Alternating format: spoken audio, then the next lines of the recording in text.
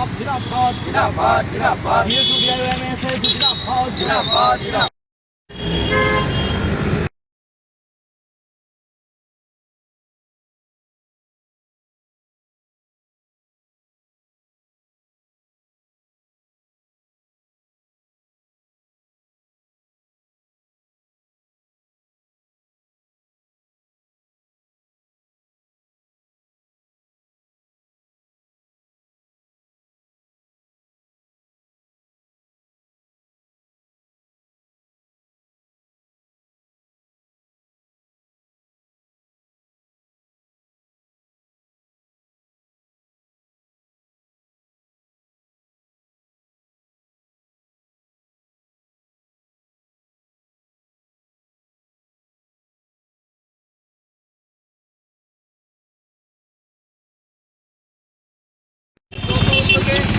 রাজ্যভিত্তিক বিভিন্ন কর্মসূচি পালন করছি, তারই অঙ্গ হিসাবে করে প্রতিনিধিত্বের মান্যতার মাধ্যমে আমরা শ্রদ্ধা নিবেদনের অনুষ্ঠান শুরু করব।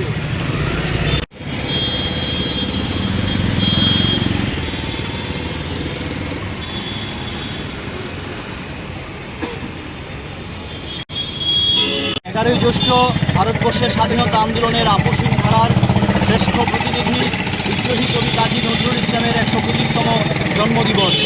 আমরা এআইটিএসইউ, এআইডিওয়াইও, এআইএমএসএসের পক্ষ থেকে 3 সংগঠন যৌথভাবে প্রতি বছর আমরা এই মহান মানুষটির জন্মদিবস পালন করে আসছি। তারই অঙ্গ হিসেবে আজকে আমরা এই পোস্ট অফিস চমনিতে শ্রদ্ধা নিবেদনের জন্য আমরা সমবেত হয়েছি।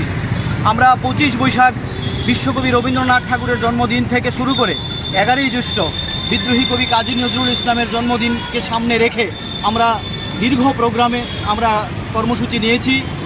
আগামী 6ই জুন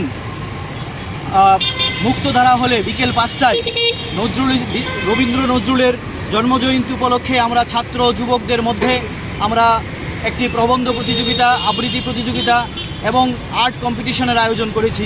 আমরা রবীন্দ্রনাথ এবং নজরুলের চর্চা ছাত্র যুবকদের মধ্যে যেন ব্যাপকভাবে হয়, এই চর্চাকে সামনে রেখেই আমরা নানা ধরনের কর্মসূচি গ্রহণ করেছি।